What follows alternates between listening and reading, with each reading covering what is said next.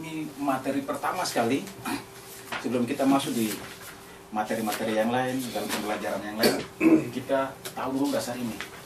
Kalau tidak tahu dasar ini, dalam pelayanan kita ke depan kita akan bingung. Ketika ada masalah kita akan lari, tinggalkan pelayanan. Dalam pekerjaan apapun kita ketemu dengan masalah pasti kita lari. Dan kita tidak bisa menyelesaikan masalah itu. Nah, karena itu permulaan ini kita mulai belajar tentang ini. Bagaimana cara kita bertemu dengan Allah. Sebelum kita membahas ini ada beberapa hal yang harus kita ketahui. Bahwa yang pertama ini berbicara tentang manusia. Nah, siapakah manusia itu? Dan siapakah Allah ini?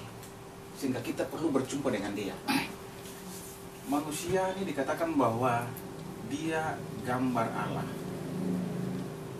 Dalam Kejadian pasal 1 ayat 27. Lalu dalam Kejadian 1 ayat 28 dikatakan bahwa dia ini wakil penguasa.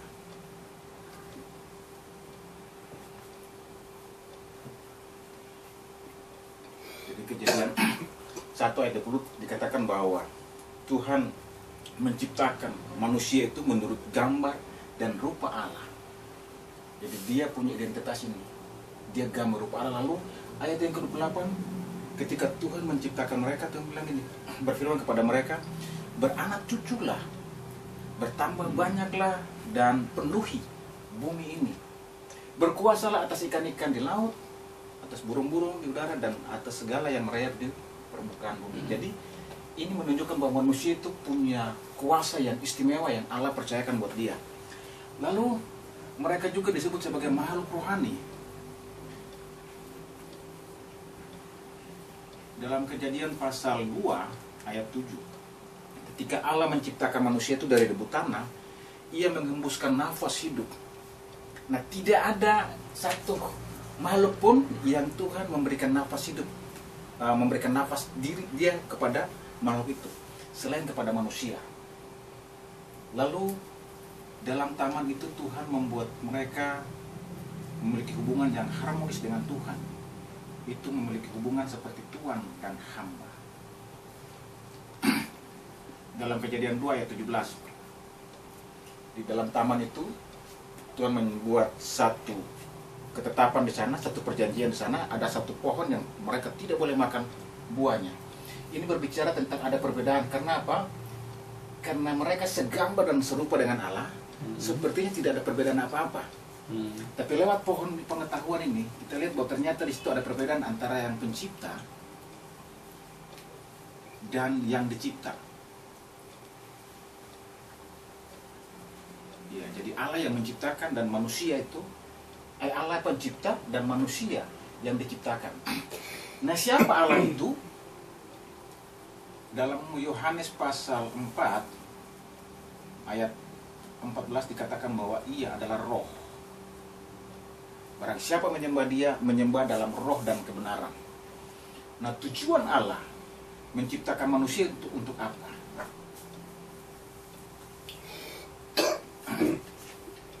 Tujuan Allah menciptakan manusia supaya ia bersama-sama dengan manusia. Dan manusia itu bisa menikmati berkat-berkatnya. Jadi hidup bersama dengan Allah dan menikmati berkat-berkat Allah. Dengan kata lain, dia hidup dalam kebahagiaan.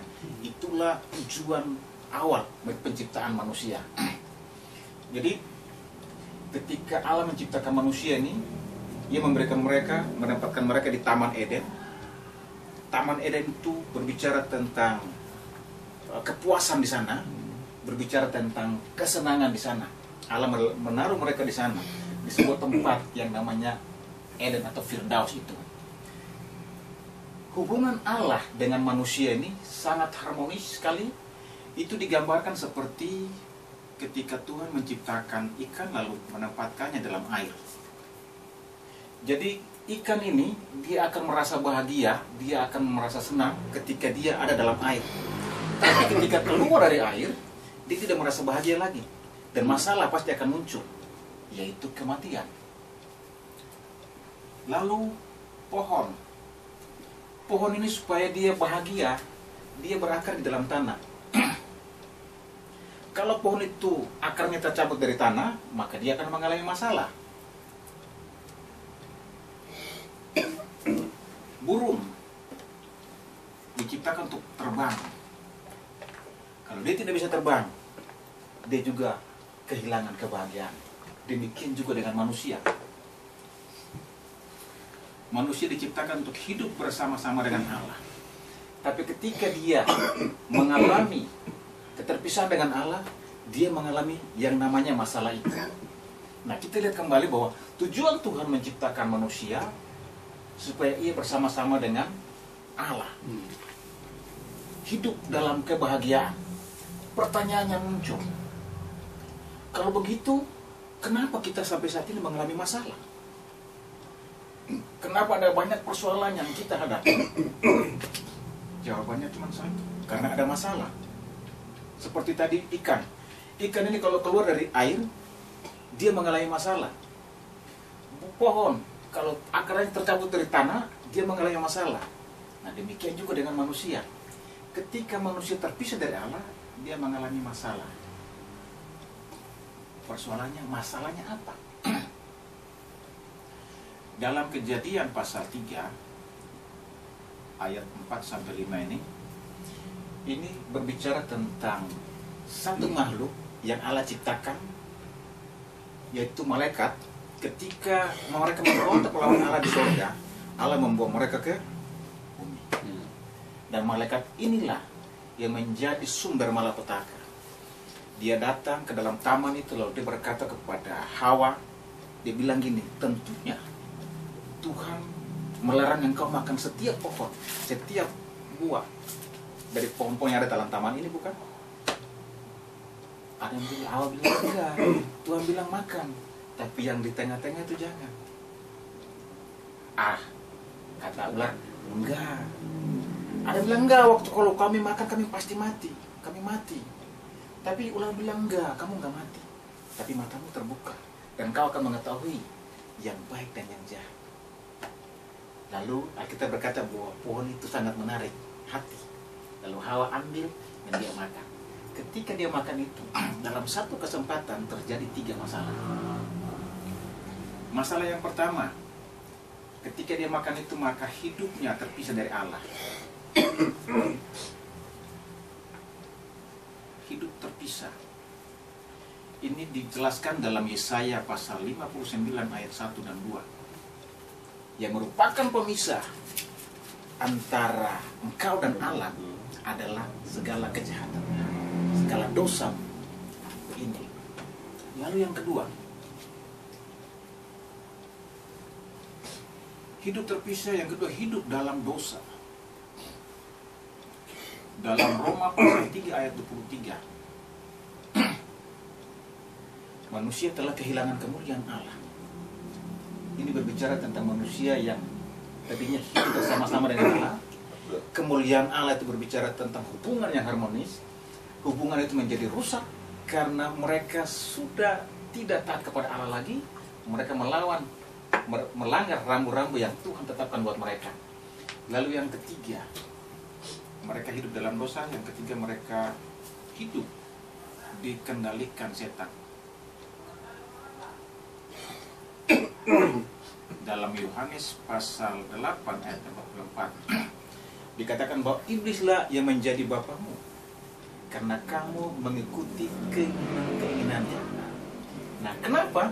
Karena kita lihat waktu Adam dan Hawa baik-baik di dalam taman itu, ular datang. Lalu ular ngomong dengan mereka, setan ini ngomong dengan mereka. Mereka sudah lupa apa yang Tuhan janji. Perjanjian pertama sekali itu, yaitu tentang itu. Perjanjian pertama dengan manusia. Kalau kau makan buah ini, kau pasti mati. Itu perjanjian, awal perjanjian. Nah, ketika manusia makan itu, mereka waktu makan sebenarnya mereka sudah tidak memegang perjanjian itu. Perjanjian yang Allah buat sendiri itu. Nah, mereka langgar dan dalam satu kesempatan hal ini terjadi. Kalau gitu setelah hal ini terjadi, kira-kira apa kondisi mereka? Nasib apa yang mereka terima? Mari kita lihat. Keadaan manusia. Saya mungkin gambarkan seperti ini. Ini Allah, ini manusia. Manusia yang sudah terpisah dari Allah.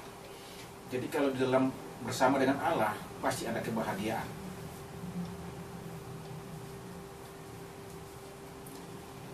Manusia setelah dikendalikan oleh iblis, dia bukan bahagia lagi, kebahagiaan hilang, yang muncul penderitaan. Nah, ketika manusia terpisah dari Allah, ada banyak penderitaan yang terjadi. Status pertama yang dia terima, yaitu bukan lagi menjadi anak-anak Allah, tapi menjadi anak-anak iblis.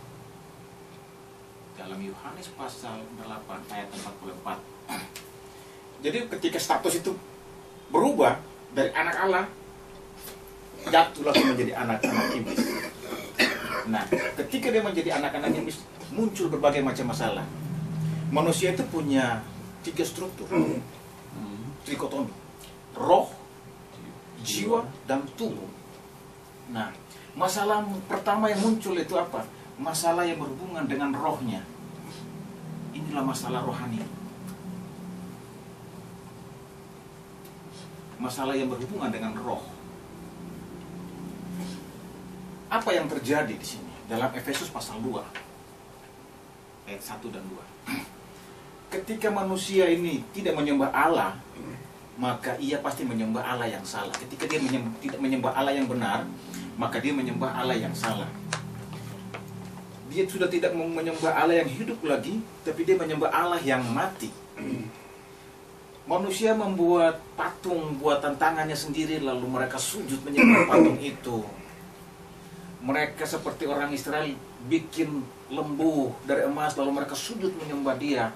Ini karena apa? Karena terpisah dari Tuhan. Jadi masalah utama yang dialami adalah masalah rohani. Lalu selain roh ada masalah yang ketiga, yaitu masalah mental. Mental ini berhubungan dengan jiwa. Di dalam Matius pasal 11 ayat 28. Masalah jiwa ini apa? Seringkali seseorang itu hidup dalam kehampaan rasa, kayaknya kosong. Kayaknya ada sesuatu yang hilang. Hidup dalam kekhawatiran. Inilah masalah-masalah yang terjadi mulai dari roh, lalu dia menyentuh di jiwa. Orang mulai rasa kekosongan, orang mulai rasa stres di sini, depresi di sini. Nah, masalah-masalah jiwa ini ketika tidak bisa ditekan lagi, dia akan berubah, memaksa orang untuk membunuh orang lain. Kalau dia tidak bunuh diri, berarti dia bunuh orang lain. Nah, ini masalah-masalah kejiwaan ini. Nah, waktu Yesus datang, Yesus bilang, datanglah kepadaku, marilah kepadaku, hai kamu yang letih, lesu dan berbeban berat. Berbeban berat bukan karena fisik, tapi karena mental mereka, jiwa mereka yang penat itu. Lalu masalah berikutnya, mereka mengalami masalah fisik. Ini masalah yang berhubungan dengan tubuh. Jadi masalah fisik ini apa? Ini masalah-masalah yang tidak wajar sebenarnya. Ada sakit-sakit penyakit yang tidak wajar. Apa misalnya? Ada orang yang sakit setengah mati, ketika bawa ke dokter, dokter bingung penyakit apa, nggak ada penyakit. Pernah dengar Bu ya? Ya Bu Ati? Ibu. Nah, seperti pasien-pasien ibu itu kemarin-kamarin itu kan sakit. Lalu ketika bawa ke dokter, dokter bilang, ini nggak ada obatnya nih. Bingung. Begitu didiagnosa, nggak ada apa-apa, kayaknya sehat-sehat aja. Nah ini. Lalu masalah apa lagi yang muncul? Setelah dia punya roh terganggu, jiwa terganggu, dia mengalami masalah fisik. Ini sebenarnya ini manifestasi dari roh sebenarnya. Jadi segala sesuatu yang ada di dalam roh itu, ketika roh itu bermasalah, maka dia akan muncul ke permukaan. Manifestasinya kelihatan sekali ketika dalam tubuh. Nah, roh ini juga ketika mengalami kesakitan, ini dia bikin masalah buat orang-orang sekeliling dia. Karena dipengaruhi oleh setan ini. Setan ini kan roh yang mendatangkan perselisihan. Nah, biasa dalam gereja itu banyak orang yang suka membawa perselisihan. Ini masalahnya di roh ini. Dikatakan bahwa kamu perlu mati. Kamu mengikuti penguasa-penguasa yang dunia saat ini. Jadi ini yang seringkali terjadi di gereja. Roh mati, lalu jiwa punya masalah, timbul. Lihat dalam fisiknya, lihat orang itu suka gosip sana sini, suka ngomongin orang. Ini masalah-masalah yang serius. Nah, ketika kita mengalami ini, akhir hidupnya apa? Kita akan mati kan? Nah, masalah setelah kematian apa?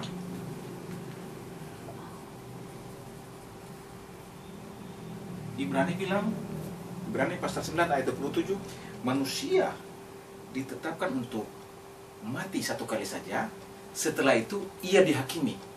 Ibrani 9 ayat 27. Jadi sudah menderita, mati, menderita pula dihakimi. Lalu yang menarik ini yang seringkali menjadi persoalan buat kita, warisan rohani. Masalah warisan rohani. Warisan rohani ini apa? Dosa turun temurun ini. Ketika kita sudah sakit, menderita setengah mati dan kita tidak meninggalkan apa-apa, tapi kita meninggalkan warisan dosa, warisan rohani kepada anak cucu kita. Ini kalau kita baca di Keluaran 20 ayat 4 ayat 5 itu jelas sekali. Tuhan itu membenci orang-orang yang berpaling dari dia. Dia bilang dia akan membalas orang-orang itu dari keturunan ketiga sampai keturunan yang keempat. Keluaran atau ulangan? Keluaran 20 ya. Jadi ulangan juga ada ulangan ya? Ulangan ada. Jadi inilah masalah-masalah dasar yang terjadi ketika manusia terpisah dari Allah. Nah, akibat masalah-masalah ini manusia berusaha untuk mencari Tuhan. Mereka membuat apa? Mereka membuat agama. Mereka berpikir dengan agama mereka bisa berjumpa dengan Allah. Dengan agama mereka bisa melepaskan diri dari ikatan setan ini. Akibatnya apa? Mereka giat sekali ke gereja misalnya. Mereka giat sekali melakukan kegiatan-kegiatan rohani, kegiatan-kegiatan agamawi. Mereka mencari Tuhan dengan sungguh-sungguh. Itu tidak salah. Yang salahnya di sana tidak ada Kristus. Berpuasa boleh saja, berdoa boleh saja, tapi kalau tidak ada Kristus, ini yang menjadi masalah. Lalu kalau kita baca di dalam Matius pasal 12 ayat 24 kalau nggak salah itu, ya, ini dikatakan bahwa ketika satu roh itu keluar dari tubuh orang itu, ayat 45 ya, ketika roh itu keluar, dia akan mengembara ke tempat-tempat yang tandus, lalu dia akan kembali ke rumah itu, dan ternyata rumah itu didapatinya kosong, dan dia membawa 7 roh yang jahat. Artinya apa? Ketika seseorang mengalami masalah seperti ini, kecenderungan orang datang ke gereja, datang ke paranormal, lalu usir roh-roh jahat itu. Ada orang yang sakit, pernah kita layani orang yang sakit itu berdoa segala macam, dia pergi, tapi nanti dia balik lagi, roh itu balik lagi. Ini usaha agama. Lalu dengan apa lagi? Orang pikir dengan perbuatan baik mungkin mereka bisa datang kepada Tuhan. Yesaya 64 ayat 6. Tuhan bilang ini, perbuatan baik kita itu seperti kain kotor. Artinya ini sesuatu yang menegasikan Tuhan, menggelihkan Tuhan. Tuhan tidak terima semua ini. Usaha manusia ini gagal. Kenapa gagal? Mereka tidak bisa melepaskan diri dari ikatan ini, dari setan ini. Kenapa? Karena roh mereka sendiri mati dan mereka tidak punya kemampuan untuk bisa datang kepada Tuhan. Nah, satu-satunya cara ya Tuhan yang datang. Oke? Tidak ada cara lain. Satu-satunya cara untuk bisa menyelamatkan kita, Allah sendiri yang datang. Dia datang. Siapa dia itu? Alkitab berkata dalam Yohanes pasal 3 ayat 16.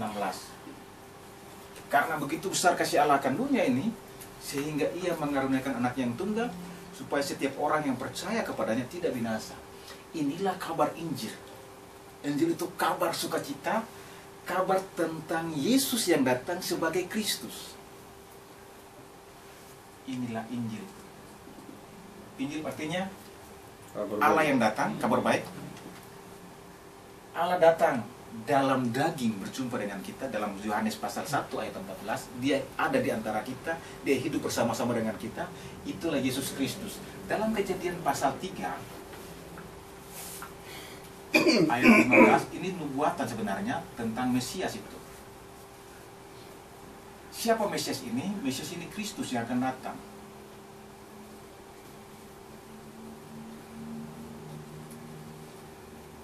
Ya, penggenapannya kita bisa baca dalam Matius pasal 16 ayat 16. Ketika Yesus berkata kepada murid-murid, menurut kamu siapa aku? Lalu mereka menduga-duga. Ada yang berkata, engkau Elia, engkau Yohanes Pembaptis, engkau salah satu dari nabi-nabi.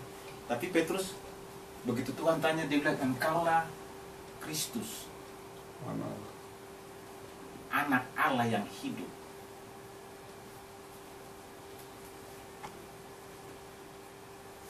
Lalu Tuhan bilang gini, Petrus, berbahagialah engkau, sebab bukan manusia yang memberitakan kepada engkau, tapi Bapakku yang memberitakan kepadamu. Dikatakan bahwa Petrus ini berbahagia.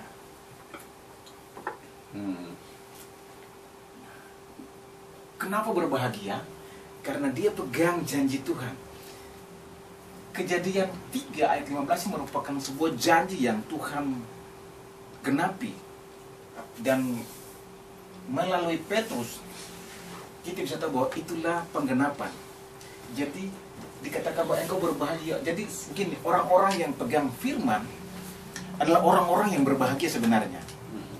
Ketika kita pegang firman Tuhan, dikatakan bahwa kita sedang berdiri di atas batu karang.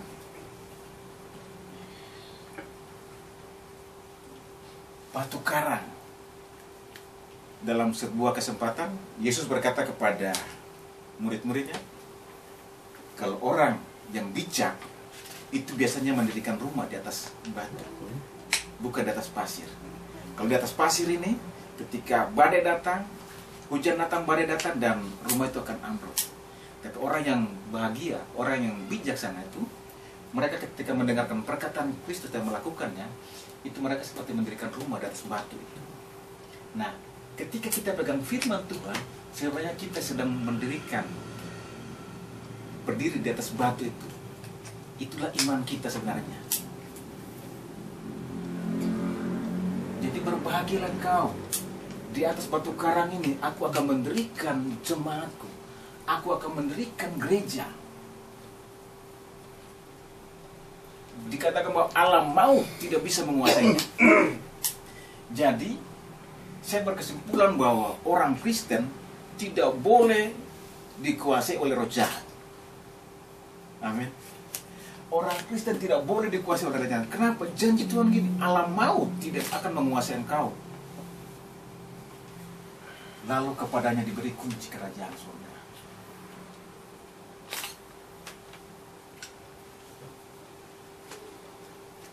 Kunci ini untuk apa? Untuk mengambil berkat-berkat surga.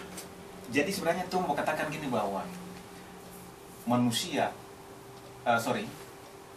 semua berkat yang Allah janjikan kepada Abraham itu akan digenapi, akan tercurah melalui gereja.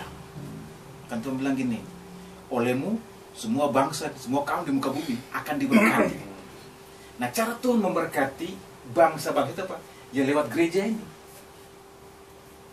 Gereja bukan bangunan, tapi gereja lah kita orang percaya. Ketika kita pegang firman Tuhan, maka kita disebut gereja. Dan melalui kita nih, bangsa-bangsa itu akan diberkati. Makanya Tuhan bilang gini, pergilah jadikan semua bangsa muridku. Karena Tuhan bilang gini kepada Abraham, olehmu semua kaum di muka bumi akan memperoleh berkat. Jadi ketika kita menerima berkat dari surga itu, Tuhan bilang, pergi sudah, jadikan mereka semua bangsa itu muridku. Artinya apa? Lewat gereja ini, berkat Allah itu akan tercurah. Berkat apa? Berkat yang paling penting adalah berkat keselamatan.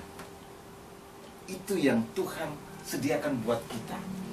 Jadi dikatakan bahwa Yesus ini siapa? Dialah Kristus. Oke. Nah, Kristus itu artinya apa? Yang diurapi.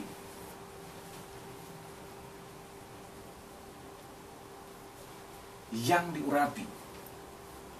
Yesus sendiri mempunyai arti nama juru selamat.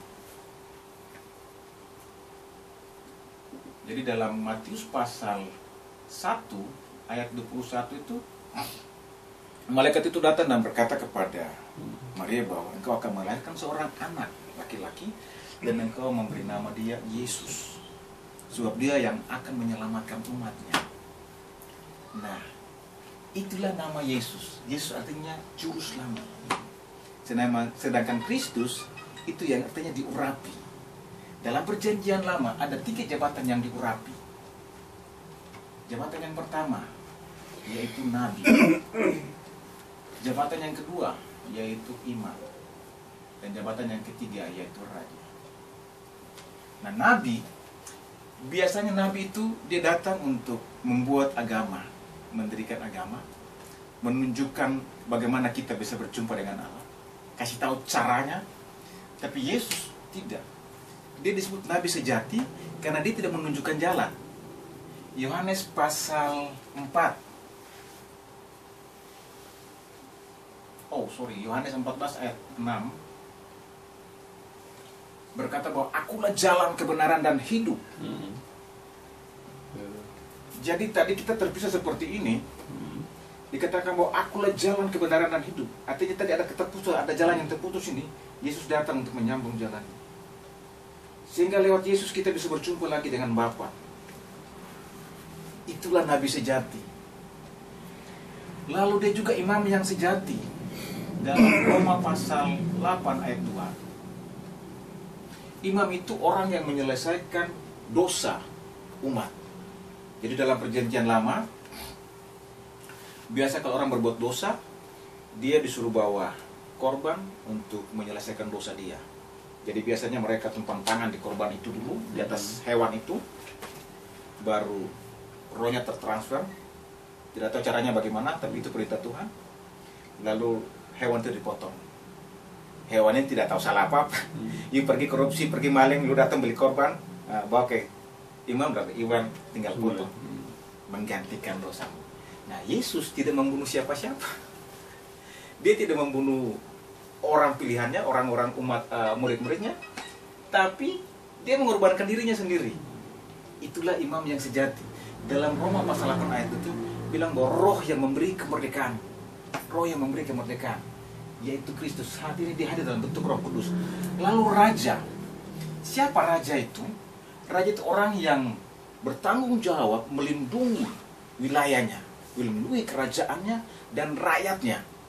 Nah, di dalam 1 Yohanes pasal 5 ayat 8 kalau tidak salah, dikatakan bahwa barang siapa yang berbuat dosa, ia berasal dari iblis. Karena itu anak Allah datang untuk menghancurkan pekerjaan-pekerjaan setan itu. Jadi Yesus adalah raja sejati yang datang untuk menghancurkan pekerjaan ini nih, yang tadi membuat kita menderita. Ini Yesus selesaikan. Di mana? Di atas kayu salib. Jadi ketika jalan itu terbuka untuk berjumpa dengan Allah, kita datang bersama dengan Kristus.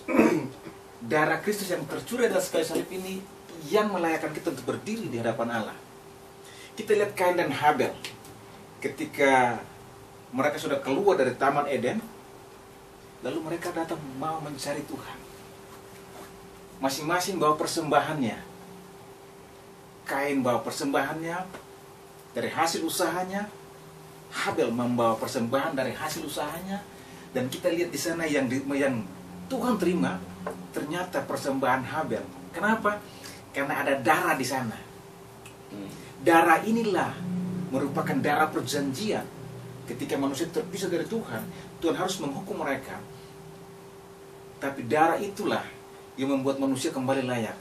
Jadi darah ini sejarahnya ketika Tuhan usir manusia dari Taman Eden itu, mereka waktu itu pakai daun-daun, tapi Tuhan ambil binatang dulu, sembelih, darahnya tercurah, lalu Kacau. kulitnya itu dipakaikan untuk bikin pakaian. Nah itulah yang melayakan. Jadi ketika jalan itu terbuka, kita datang kepada Tuhan, kepada Allah, tanpa bawa darah Kristus, ini repot. Kita tidak akan diterima. Makanya saya teringat ketika pertama perjanjian yang lama itu, Tuhan bilang jangan kau makan. Tapi dalam perjanjian baru, dalam Yohanes pasal 6 tentang roti hidup itu, Yesus berkata gini, kalau kamu makan tubuhku dan minum darahku, maka kamu akan kubangkitkan pada akhir zaman.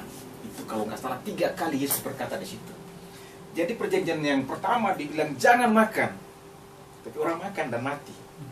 Tapi perjanjian baru, supaya engkau hidup, engkau harus makan. Inilah perbedaan. Jadi itulah imam. Nah dia raja yang menghancurkan pekerjaan setan ini. Sehingga kita boleh mengalami kelepasan, kita boleh mengalami kebebasan, dan kita berpindah ke sini. Ketika orang-orang yang dilepaskan ini datang kepada Kristus, apa yang terjadi? Status mereka pun berubah. Dari anak-anak setan berubah menjadi anak-anak Allah.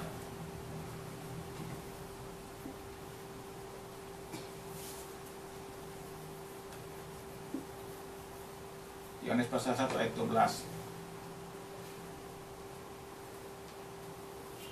Kalau kita menerima Dia, maka kita diberi kuasa menjadi anak-anak. Anak-anak yang dilahirkan bukan dari darah dan daging, tapi dari roh. Jadi kalau roh yang menjadikan kita, berarti tidak ada alasan untuk kita bisa, walaupun kita jatuh bangun dalam dosa, tapi tidak mungkin roh itu akan menyangkal kita. Lalu setelah jadi anak-anak, berkat apa yang kita dapat? Kita akan dipimpin oleh Roh Kudus, dibimbing oleh Roh Kudus. 1 Korintus pasal 3 ayat 16. Tidak tahukah kamu bahwa tubuhmu itu bait Allah yang kudus dan roh Allah berdiam di dalamnya. Nah kalau roh Allah diam di dalam kita, maka dia akan tahu apa yang terjadi dengan kita. Amin. Jadi ini terjadi ketika kita terima Kristus. Saat itu juga, atau kalau hari ini kita terima Kristus, hari ini sekarang juga posisi kita berubah menjadi anak-anak Allah. Yang kedua, sekarang juga hidup kita dipimpin oleh Roh Kudus. Ini luar biasa. Yang ketiga, ketika kita menerima Kristus sebagai juru Tuhan dan juru selamat kita, sekarang ini ketika kita berdoa, doa kita dijawab. Dapat jawaban doa. Lalu setelah doa kita terjawab, apa yang kita dapat lagi? Tuhan berikan buat kita malaikat juga. Malaikat ini fungsinya apa? Untuk melayani saudara dan saya. Lalu dalam Wahyu pasal 8 ayat 3, malaikat inilah yang membawa pergumulan kita, membawa doa-doa kita kepada Allah. Jadi ketika kita berdoa, malaikat yang ada mendampingi kita ini, dia bawa doa kita ke Tuhan. Lalu nanti dari sorga sana, Tuhan akan menjawab doa kita. Hari Minggu kemarin ada firman seperti itu ya? Minggu kemarin. Oke. Jadi itu tugas mereka. Ketika kita berdoa, mereka itu cepat-cepat ambil doa, lalu dia bawa. Tuhan, ini anakmu Tuhan, punya doa ini. Lalu setelah itu Tuhan jawab, dia balik lagi. Nah, ini tugas malaikat ini. Lalu berkat apa lagi yang kita dapat? Kita diberi kuasa untuk usir setan. Dalam Lukas pasal 10 ayat 19.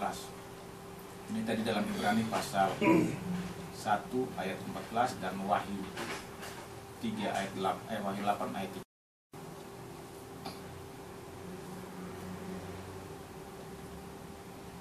Ya, jadi Ibrani 1:14 malaikat ya? iya.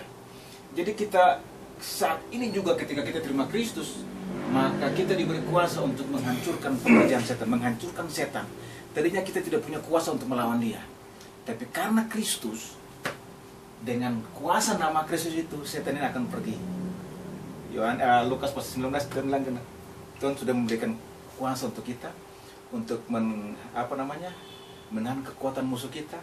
Amin. Ular kalajengking dan hal-hal yang lain tidak bisa membahayakan hidup kita. Racun maut.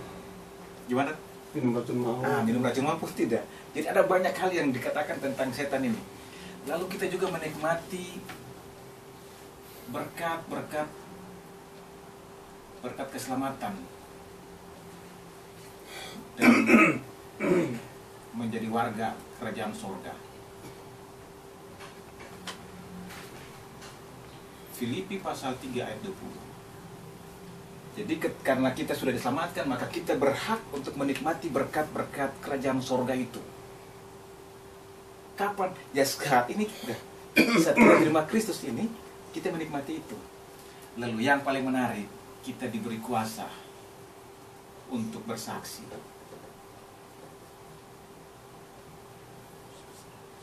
Kuasa untuk bersaksi ini Kisah Rasul 1 ayat 8. Kamu akan menerima kuasa kalau Roh Kudus turun ke atas kamu. Kita akan menjadi saksi di Yerusalem, Samaria, Yudea, dan sampai ke ujung bumi. Dengan mengetahui fakta ini, belum tentu kita selamat, bro. Dengan mengetahui fakta ini, kita belum tentu bisa berjumpa dengan Allah. Lalu apa yang harus kita lakukan supaya kita bisa berjumpa dengan Allah itu? Roma pasal 10 ayat 13. Barang siapa yang berseru kepada nama Tuhan, ia akan diselamatkan. Artinya ketika kita mendengar ini, mengetahui hal ini, kita berseru. Kapan? Ya kalau hari ini, dalam Wahyu pasal 3 ayat 20. Saya akan baca ayat itu sebentar. Kita lihat sebentar ayat itu. Wahyu pasal 3 ayat 20 berkata begini. Ini ayat yang sudah biasa kita dengar juga. Dikatakan gini. Lihat, aku berdiri di muka pintu dan mengetok. Jika ada orang yang mendengar suaraku dan membuka pintu, aku akan masuk mendapatinya, dan aku makan bersama-sama dengan dia, dan ia bersama-sama dengan aku. Jadi, ketika kita berseru kepada nama Tuhan, dia akan datang. Ketika kita menerima dia, Alkitab berkata bahwa dia akan masuk dan bersama-sama dengan kita. Perjumpaan pun terjadi. Oke. Perjumpaan ini terjadi. Jadi, bukan saja lewat doa. Ketika kita mengerti dasar ini, maka kita bisa berjumpa dengan Allah kapan saja. Itu jangan lewat doa-doa kita. Doa itu juga tidak harus pagi, tidak harus siang atau malam, tapi sepanjang hari itu kita bisa berdoa. Kenapa? Karena ada jaminan ini. Ketika dia datang mengetuk pintu dan kita membuka pintu itu, dan dia akan masuk dan bersama-sama dengan kita. Kebersamaan sampai kapan? Dalam Matius pasal 28 ayat 19 sampai 20, dia berkata bahwa aku akan menyertai kamu hingga akhir zaman. Di dalam Ibrani pasal 13 ayat 5, dia berkata bahwa aku sekali-kali tidak membiarkan engkau dan sekali-kali tidak akan meninggalkan engkau. Ini janji Tuhan. Jadi ketika kita berseru kepada Kristus, artinya bagaimana kita berseru? Ketika iman, waktu kita mendengarkan firman Tuhan, iman timbul akan pendengaran akan firman Tuhan. Lalu ketika iman tumbuh, maka kita panggil dia, dan saat itu dia datang untuk kita. Ketika dia datang, kita pun mengalami keselamatan. Keselamatan itu bukan berbicara tentang hidup di surga saja, tapi keselamatan itu berbicara tentang bagaimana kita bisa lepas dari pekerjaan setan ini. Nah, kalau kita sadar tentang ini, maka kita adalah orang-orang yang paling bahagia. Kita orang-orang yang paling bahagia karena bersama-sama, hidup bersama-sama dengan Allah lagi. Jadi kondisi kita yang seperti ini, yang bersama dengan Allah tadi penuh dengan kebahagiaan itu hilang. Nah, Yesus datang untuk mengembalikan itu. Tadinya kita hidup dalam terang bersama-sama dengan Allah, namun karena perbuatan satu orang ini, Alkitab berkata bahwa dosa telah masuk ke dalam dunia oleh satu orang, demikian juga maut, itu lewat Adam. Ketika Adam dan Hawa terpisah dari Allah, hidup dalam kegelapan, semua kita, anak cucu itu terseret masuk dalam kegelapan sana. Dan kita tidak bisa keluar. Kalau Alkitab bilang bahwa kita mengalami kematian, saya pikir roh tidak mati. Paling kita hidup dalam sekarat, roh kita mungkin sekarat, tidak mati. Nah, ketika kita dalam kondisi seperti ini, kita tidak bisa keluar. Dengan mencari Tuhan, dengan berbuat agama nggak bisa. Dengan perbuatan Tuhan tidak bisa. Kristus yang datang untuk membebaskan kita. Nah, saat ini, kalau kita sudah terima Kristus, sadar, ingat bahwa kita bukan ada dalam kerajaan ini lagi. Kita bukan ada dalam kerajaan kegelapan lagi. Tapi kita ada dalam kerajaan terang ini. Sehingga firman Tuhan berkata, bangkitlah, jadilah terang, sebab terangmu sudah datang. Nah, ketika kita menjadi terang, maka tidak ada cara lain. Kita pasti akan menerangi orang-orang di mana kita ada. Amin. Kita pasti akan bersinar. Tuhan bilang ini, kota yang terang itu kota yang di atas gunung sana akan terang ketika orang menyalakan lampu dan tidak taruh di bawah gantang. Taruh pada tempatnya di atas kaki dia. Jadi ketika Kristus tinggal dalam hati kita, bersinar dalam hati kita, dalam diri kita, maka secara otomatis orang lain di sekeliling kita pun akan merasakan sinar itu, akan mengalami sinar itu. Nah, inilah status anak-anak Tuhan yang baru. Lalu ada jaminan. Ketika kita menerima Kristus, ketika kita mau melayani Tuhan, bersaksi ke luar negeri, ke seluruh dunia, itu ada jaminan yang Tuhan berikan buat kita. Ada 5 jaminan.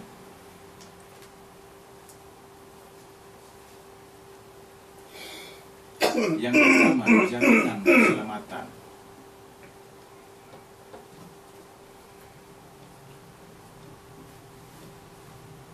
Ini dalam 1 Yohanes pasal 3 ayat 11 dan 12. Barang siapa memiliki anak, ia memiliki hidup. Barang siapa tidak memiliki anak, dia tidak memiliki hidup. Siapa anak itu? Dialah Kristus. Dialah yang diurapi itu. Yang kedua, kita memiliki jaminan bimbingan Roh Kudus. Dalam 1 Korintus tadi ayat 16. Jadi ada jaminan yang Tuhan berikan buat kita. Yang ketiga, jaminan jawaban doa. Ini Yohanes pasal 14 ayat 17. Sampai saat ini kamu belum minta apa-apa. Mintalah supaya sukacitamu penuh. Di bagian lain Yesus berkata, kalau kamu di dalam aku dan firmanku di dalam kamu, minta apa saja. Yang keempat, kita memiliki jaminan kemenangan.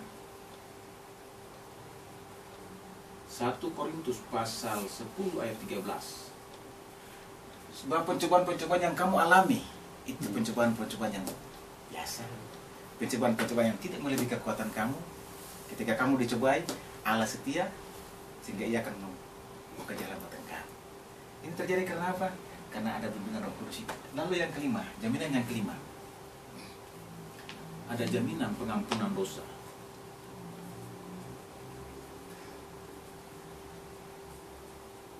Satu Yohanes 1 ayat 9. Jika kamu tidak mengaku dosa, kamu pembohong. Ya kan? Ayat sebelumnya. Tapi ketika kita mengaku dosa kita, itu setia dan dia adil, sehingga ia mengampuni dosa-dosa kita. Ini jaminan. Artinya ketika kita menjadi anak-anak Tuhan, tidak mungkin kita tidak jatuh dalam dosa. Ketika kita jadi anak-anak Tuhan, tidak mungkin tidak ada persoalan. Pasti ada masalah. Tapi Tuhan kasih kita kemampuan. Dia berkata bahwa kita lebih dari pemenang. Lalu ada jawaban doa. Ketika kita menjadi anak Tuhan, kita berdoa dan pasti Tuhan akan jawab. Kita dibimbing oleh Roh Kudus dan kita akan memperoleh keselamatan. Inilah jaminan yang Tuhan berikan buat kita. Nah, ini jaminan yang Tuhan berikan kepada kita ketika kita bertemu dengan Tuhan. Ya, sampai sejauh itu pembelajaran kita.